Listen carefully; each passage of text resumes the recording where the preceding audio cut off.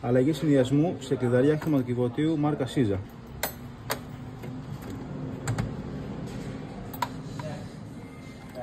Παίρνουμε το κλειδί, το master, το εργοστασιακό.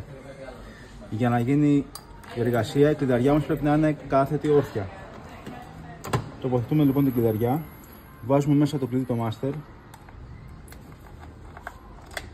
κλειδώνουμε και τις 4 φορές να βγουν οι πύροι τέρμα έξω, αφαιρούμε το κλειδί, το master και παίρνουμε το εξάρτημα που μας δίνει μαζί με το συνδυασμό, το οποίο είναι σαν Allen.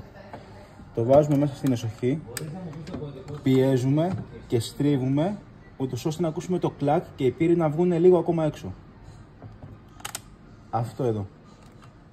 Βγάζουμε το άλλο το κλειδί, παίρνουμε ένα κλειδί από το καινούριο του συνδυασμού, το βάζουμε μέσα στην κλειδαριά και ξεκλειδώνουμε σιγά σιγά.